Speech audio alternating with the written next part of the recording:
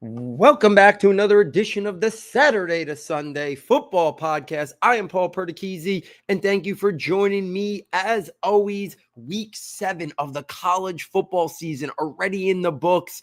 Week 6 of the NFL season concluding tonight with another double header on Monday Night Football. Here at Saturday to Sunday, we are going to break down everything from this past weekend. 7 weeks in the book is a good time to start taking a look at some big boards, updating some rankings, which I've been doing behind the scenes. Anybody who gets the rankings notebook has seen me update rankings, but I haven't really expressed my rankings on the podcast yet since before the college football season started. But now, 7 weeks into the season, now into the middle of October, we started on Labor Day weekend, is a good time to start resetting what we've seen in terms of ranking shifts and adjustments. So I will, after we go through some of the top performers and top prospects and how they delivered in week 7 of the college football season, I will also share my updated top 6 quarterbacks for the 2026 NFL draft, my top 7 running backs, my top 8 wide receivers, and my top 5 tight ends. Those are guys that I kind of feel pretty comfortable where I have them. I think after that, there's still so much uncertainty, and there's only so much film watching I can do during the college football season. Obviously, I'm doing a lot of watching of college football, but really honing in on evaluating individual players. It's hard to really circle back with so much football on during the season. That's when I do a lot of that in the pre-draft months, January, February, March, and so on. But it's time to start resetting the stage a little bit for what we've seen so far this year in the college football season. So let's first talk about what we saw just this week. Then we'll do the rankings updates, and then we'll shift to the Sunday game, talk about the rookie report for week 6 of the NFL season, and close out the show with a Dynasty Fantasy Report. Some talking about some guys I'd be trying to buy low, stock up, stock down in terms of your Dynasty Fantasy leagues. So let's start at the quarterback position. I feel like there's always a lot to talk about there. We obviously had the big matchup this past weekend, Indiana versus Oregon. 2 of the top quarterback prospects right now for the 2026 NFL draft. Fernando Mendoza out of Indiana got the best of Dante Moore out of Oregon this past week. Indiana came away victorious. Mendoza's stat line, 20 of 31, 215, 1 touchdown. Dante Moore, 21 of 34, 186 yards, 1 touchdown, but 2 interceptions. Mendoza was the player who I thought stood out a little bit more.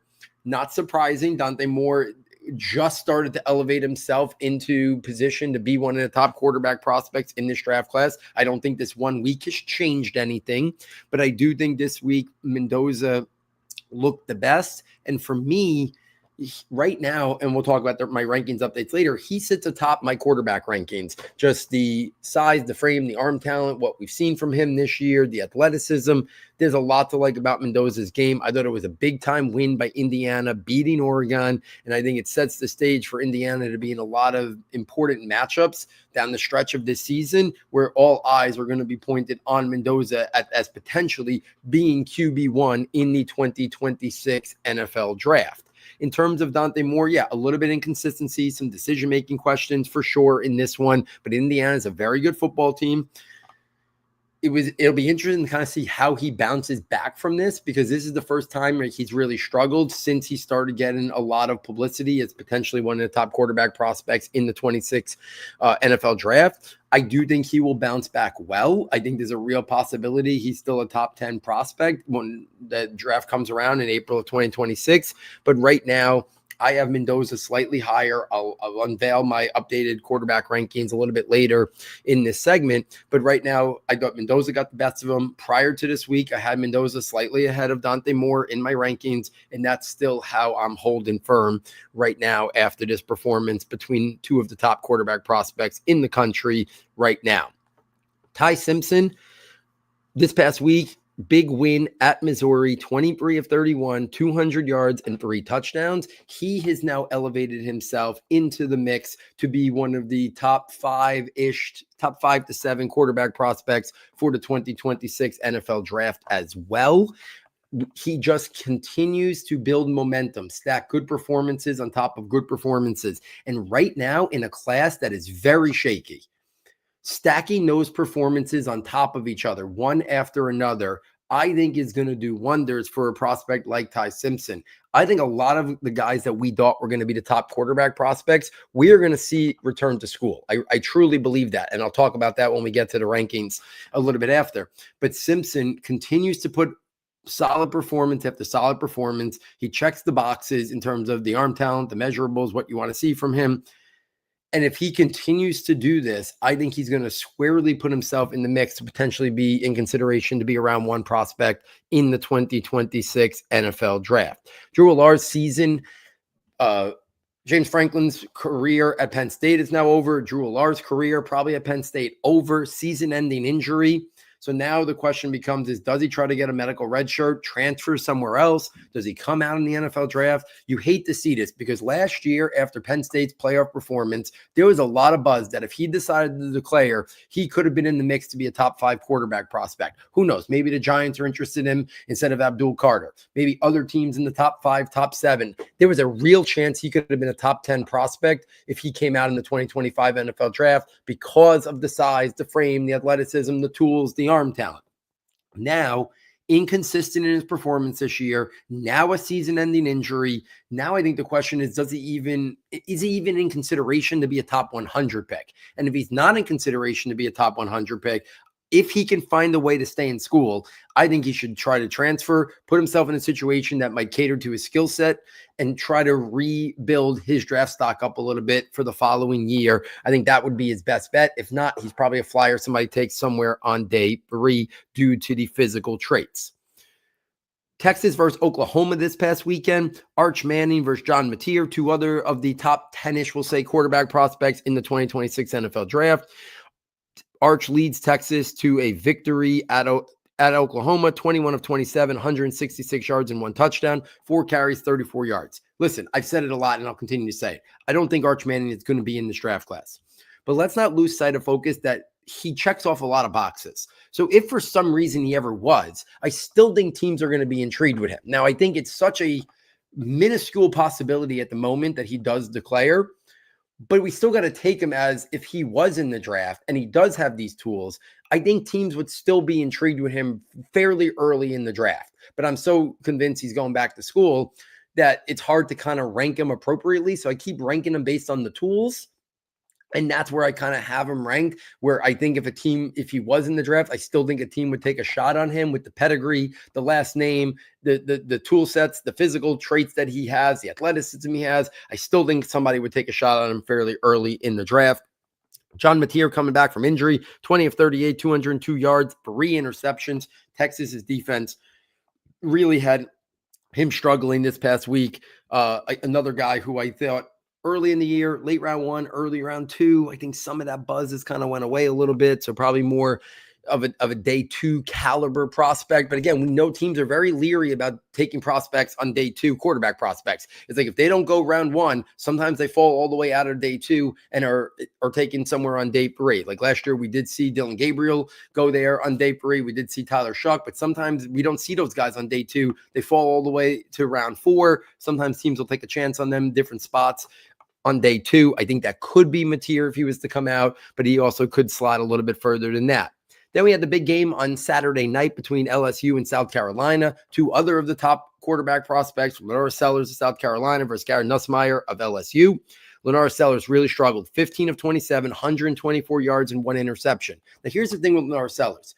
Similar to Arch, there is a lot of physical traits that stand out about Lenora Sellers, that if he was to come out, I still think there's a real possibility somebody would sell themselves on him somewhere in round 1, just like teams, and myself included. I like Anthony Richardson because you're shooting for the upside. I think somebody would still shoot for the upside on Lenora Sellers. But what we've seen this year has not been enough consistency to say, yeah, he definitively should be a top 5 pick or even a top 10 pick. But I do think sometimes with how many teams are starving for quarterback prospects, and you just never know at the position, I think somebody would buy the traits of Lenora Sellers and be intrigued with him at the next level if he does declare. But like Arch Manning, I don't see him coming out. I think he's going to stay in and try to harness those skills and come out the following year. Garrett Nussmeier, 20 of 33, 254 yards, 2 touchdowns, 2 interceptions. I think a lot of the luster of Garrett Nussmeier has kind of went by the wayside. I still think he's a solid prospect, but I never was somebody who thought he was a top 5 guy last year.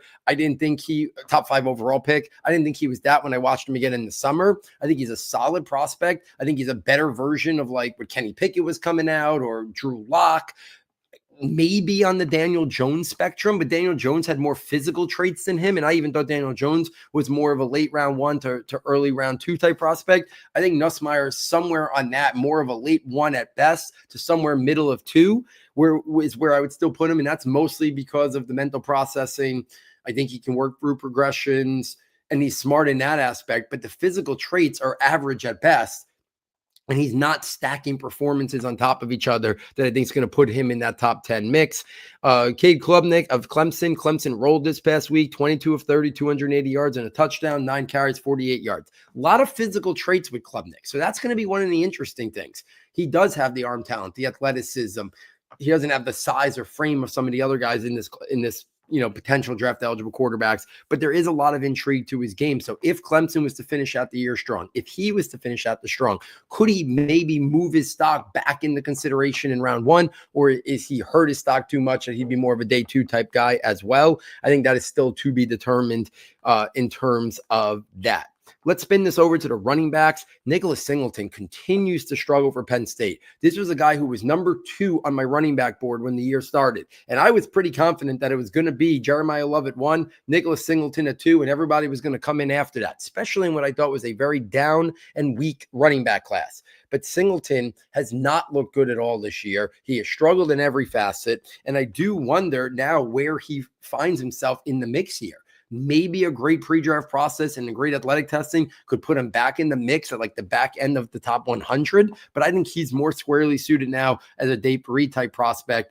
And that just adds to how down this running back class is. Jam Miller, he's a guy that as people have dropped in rankings, I think Jam Miller has elevated himself in, like I said, a down running back class, but a guy who was a highly regarded high school prospect and now having his best season in college this past week, over 100 total yards for Alabama. And then Jeremiah Love continues to stand out above the rest this past week, 86 yards and 2 touchdowns. The only running back who I feel even remotely confident saying is even in the mix to go round 1. I think you can make the case he's the only one even in consideration to go in the top 2 rounds. I think if people start to really look at the running back board, I think you're talking about maybe we see another one sneak in the top 100, but I could see we have Jeremiah Love in round 1, and then we might not see another running back until round 4. That could be a realistic scenario for the 2026 NFL draft. Let's take this to the wide receivers. Denzel Boston continues to show the ball skills, the ability to adjust, and just be a red zone weapon. 5 catches, 98 yards, and another 2 touchdowns. Similarly, Fernando Mendoza's number 1 wide receiver, Elijah Sarrett, also continues to be that big-bodied, physical receiver who can go up and win it at the catch point. 8 catches, 121 yards, and 1 touchdowns. I put Boston and Elijah Sarrett very much in the mix as guys who could go on day 2. They're not going to test great in the pre-draft process, but they got really good ball skills. They use that body to create late separation. They can go up and high point it and be a red zone weapon. DeAndre Moore out of Texas, 3 catches, 50 yards, and 1 touchdown. I wanted to bring him up because he was pretty high in my rankings before the season started. He's definitely not as high anymore, but there's a lot of talent there. And if Texas kind of finishes the year strong, if Arch Manning finishes the year strong, I think DeAndre Moore is going to re-elevate himself to be a really intriguing prospect down the line. Deion Burks, 5 catches, 64 yards in that game against Texas. Listen, we know what Burks is. I think he's going to be a day 2 pick in the NFL draft. I think he's going to be a starting slot wide receiver that can get vertical and you can do a lot of things, a sharp route runner, and make big plays from the slot, but a guy would be ticketed somewhere on day 2. Mekhi Lemon, who's elevated himself, I think, right below Jordan Tyson as the clear number 2 wide receiver in this class. 9 catches, 93 yards, and a touchdown. Week in and week out, he shows that inside-outside versatility to make things happen there for the Trojans. His teammate, Jacoby Lane, much different style player, another guy more in the mold of a Denzel Boston or Elijah Sarrett. He's going to win at the catch point. He's going to use that length, that catch radius, and the ability to high point and go up and win the football. I think he's more, I don't think he has stacked enough performances anywhere near Denzel Boston or Elijah Sarrett, who I think will be top in the mix to be top 50. I think Jacoby Lane is a little bit further in the draft projection, more of like a round 3 or more day 3 like prospect so far what we've seen. Zachariah Branch continues to show versatility. I think he's going to be drafted higher than people think, because of the explosiveness, the dynamic element that he offers, the return ability that he offers, the manufactured touches. A lot of things about Zachariah Branch can impact the game in a variety of ways. We've seen it at times from Georgia at Georgia this year. So I still like Zachariah Branch to make some noise. And then Antonio Williams kind of starting to find his groove. He was in most people's top 5 wide receiver ranks before the year started, but he was hurt to start the year. Slow start. Clemson, slow start. But I think Antonio Williams can re-elevate himself back into that top 5, top 7 mix as well as this season progresses. So there it is, guys. The NFL draft report for week 7 of the college football season. But in that NFL draft report, I thought it was a really good time to do some updated rankings in terms of where things stand right now. So let me go through, bring up my rankings here. At the quarterback position right now, I have Fernando Mendoza at number 1. I have Dante Moore out of Oregon at number 2. I have Linares Sellers at number 3. I have Arch Manning at number 4. I have Ty Simpson out of Alabama at number 5. I have Garen Nussmeier out of LSU as number 6. And I had Cade Klubnik of Clemson at number 7. That is where my top 7 stand right now. I've already made my feelings clear. I don't think Arch is coming out. I don't think Linares Sellers is coming out. So all of a sudden, with the year Nussmeier's had and the year Cade Klubnik has had and Drew Allar no longer in this mix, it all of a sudden is a very down quarterback class potentially, even though there's a lot of upside and physical traits. They just have not performed at the level where I thought this had a chance to be a really special class. Now it's a very questionable class and could be even more questionable if more guys end up going back to school, like I think is going to be the case. If we take this to the running backs, my top 7 running backs right now are Jeremiah Love out of Notre Dame, Justice Haynes out of Michigan, Jonah Coleman out of Washington is at number 3, Damon Claiborne of Wake Forest is at number 4, Jam Miller of Alabama is at number 5, Bryson Washington of Baylor is at number 6, and Le'Veon Moss of Texas A&M is at number 7. As I said, I think Jeremiah Love is first round. I don't think Justice Haynes, Coleman, Claiborne, Jam Miller, Washington, Moss, I don't think any of them right now I would give a day 2 grade to. They would all, for me, be, I think, maybe late round 3 to early round 4 for some of them. So I don't think any of them are definitive top 100 prospects besides, obviously, Jeremiah Love as a round 1 guy. If we take this to the wide receivers, here are my top 8 wide receivers right now. You have Jordan Tyson of Arizona State at number 1. You have Mekhi Lemon of USC at number 2. You have Carnell Tate of Ohio State at number 3. You have Jeremy Bernard of Alabama at number 4. You have Chris Bell out of Louisville at number 5. You have Denzel Boston of Washington at number 6. Casey Concepcion of Texas A&M at number 7. And then Elijah Sarrett out of Indiana at number 8. Most of those guys are more traditional outside wide receivers. Obviously, Mekhi Lemon, inside-outside versatility. I think Casey Concepcion, inside-outside versatility. But a lot of bigger-bodied guys that can play more of that X or Z position in my top 8 ranks right now. And then at the tight end position, my top 5 tight ends right now, Kenyon Sadiq out of Oregon, Joe Royer out of Cincinnati at number 2, Michael Trigg out of Baylor at number 3, Max Clare out of Ohio State at number 4, Eli Stowers out of Vanderbilt at number 5. I think Sadiq has a chance to be a round 1 prospect. I think everybody else would be more on like the round 3/4 of the rest of those guys who would make up my top 5 right now. So running back class down, I think tight end class down. I think wide receiver is starting to be a little bit better than maybe I gave it credit for. So I think we'll see 3 to 5 sneak into round 1. The quarterback class, very uncertain. So collectively, this is going to be a down class. For your dynasty players out there, I don't think your rookie drafts are going to be very strong. I think there's going to be very few running backs you're intrigued by, very few tight ends. The quarterback landscape is going to be very questionable. I do think the wide receiver group will be strong, but not nearly as strong as some of the previous years that we saw guys like Neighbors and Marv and Romo Dunze and other guys like that. Tet McMillan, I think Jordan Tyson could be on the same level as Tet McMillan. But then after that, I don't think you're going to see these guys as highly regarded as some of those other guys over the last couple of years. So there's where my rankings stand for right now after week 7 of the college football season.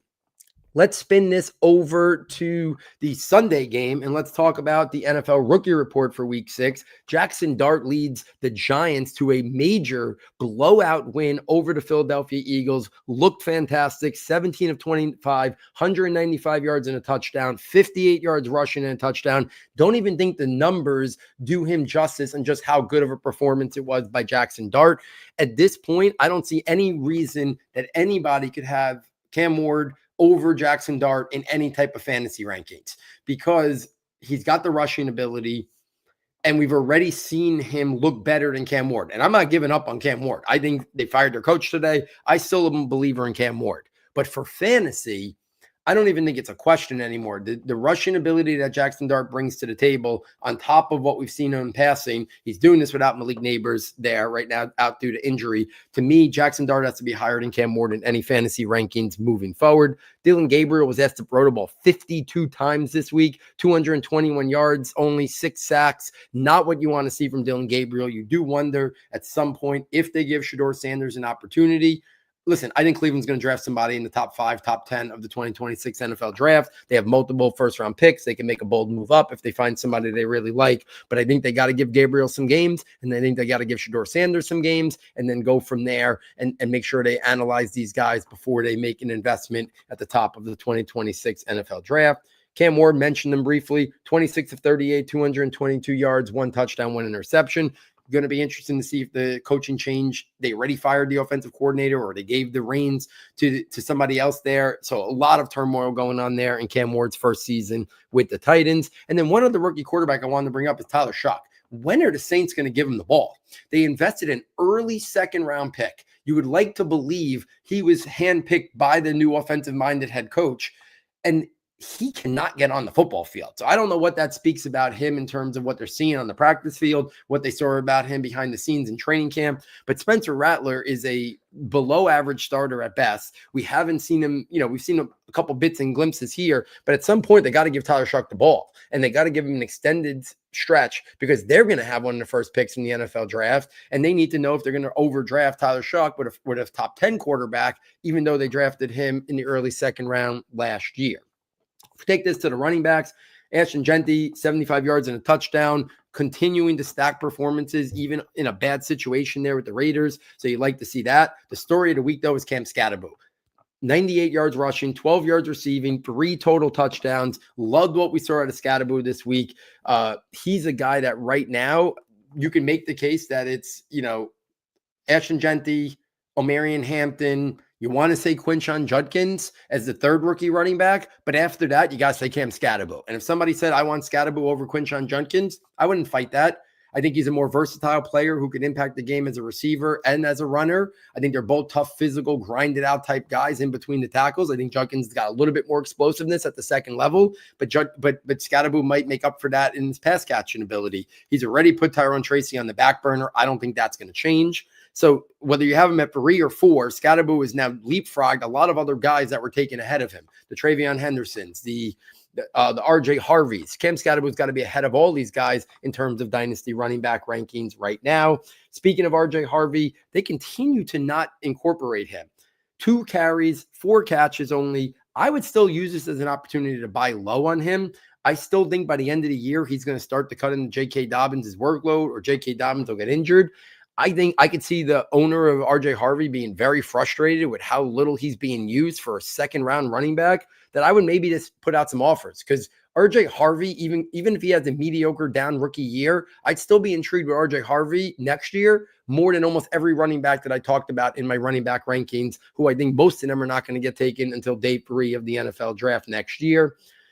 Same thing with Bashal Tudor. I would use it as an opportunity to buy low. I think there's a real chance Travis Etienne is not even on the team next year. I think Bashal Tudor will be given every chance with this regime to be the starter or at least the lead of a committee next year. So I'd also check in on Bashal Tudor and try to buy low on him.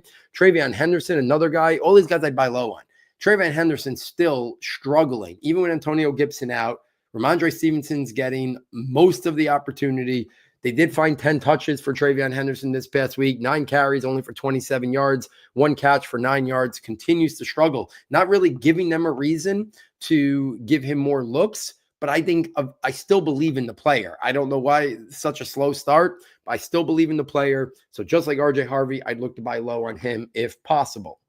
Let's take this to the pass catchers, and I'm really going to hone in on the tight ends this week because Oronde Gadsden had 7 catches for 68 yards. Stock up on Oronde Gadsden, and if somebody's does not see what's happening there with him, this is a rookie tight end who fits a profile as more of a big slot wide receiver who's now had multiple weeks of seeing significant target share.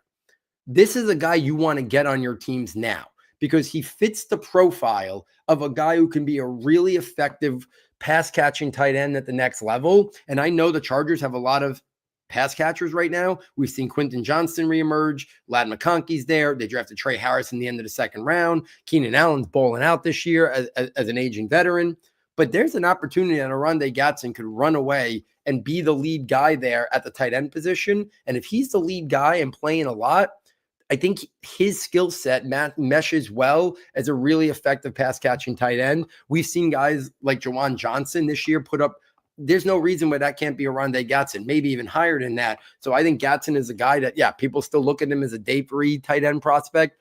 He's still not the clear-cut starter, but when he's on the field, he's getting targets and he's earning targets on a good football team. So I think stock up on Oronde Gadsden. I'd like to get him on my team now. Harold Fannin continues to produce 7 catches, 81 yards. If Cleveland doesn't trade David Njoku before the trade deadline, I think they're doing it wrong. There's no way they're going to bring back David Njoku at his age and a hefty contract that he's going to get in free agency. They should trade him to somebody, get an extra 3rd or 4th round pick, whatever they can get for David Njoku, and just even open up more opportunities for Harold Fannin. So I don't think it's going to be easy to buy Harold Fannin, but if somebody still is a little bit like, Njoku's there, I think Njoku's on his way out sooner rather than later. Be aggressive on Harold Fannin trades. Warren, we talk about every week. I don't know what there's more to say about this guy. He's right up there. You can make the case he's dynasty tight end 1 ahead of Brock Bowers, ahead of Trey McBride, and I would be right there in understanding why somebody would have Warren ahead of even Bowers and McBride. And I will say buy Elijah Arroyo now. Hasn't had a lot of opportunities yet, but I think when he gets his opportunities, we're going to see him produce. So right now, he's not producing like Warren or Gadsden even, or Fannin or Mason Taylor. We haven't seen anything really from Elijah Arroyo. A couple plays here or there. I would use that as an opportunity. I think there's a lot of talent there. I think he's eventually going to become a guy who could be a top 12 to 14 tight end in fantasy. And I think right now you can get him a little bit on the cheaper than maybe what you bought him in terms of the rookie draft last year. One wide receiver, I thought Matthew Golden, I thought looked good this week. 3 catches, 86 yards, but they're targeting him a little bit more vertically down the field. I do think it's hard with these Green Bay wide receivers. They spread it out so much. And, as other guys start to get healthy and come back, I don't know what that means for Matthew Golden, but I do like to see them using him more downfield, finding ways to get him. They had a couple manufactured touches for him yesterday in terms of rushes. I still think Golden has a high ceiling there. He's just not seeing the target share that some of these other guys are getting. Emeka Egbuka out with an injury. Might not see him for a few weeks. Unfortunate. He was having a monster rookie year. Probably on his way to winning rookie of the year, but now I think the door opens for potentially Jackson Dart, Ashton Genty, maybe even Cam Scatterbo or Tyler Warren. I think the door is now open for a bunch of different guys to maybe throw themselves in the mix in terms of offensive rookie of the year with the Egbuka injury. Let's close out the show with the Dynasty Fantasy Report for Week 6 of the NFL season. At the quarterback position, 1 stock down, 1 stock up. Drake May, guys, the stock couldn't be any higher. Right now, he should be pushing his way to top 5, top 6, I think, of dynasty quarterback rankings. You obviously have, the Josh Allens and the Lamar Jacksons, and Mahomes is bouncing back in a big way this year. But you come off of those guys. Right now in a dynasty setting, would you rather Jalen Hurts or Drake May? I think it's a real question. Would you rather have Drake May or Joe Burrow? Real question.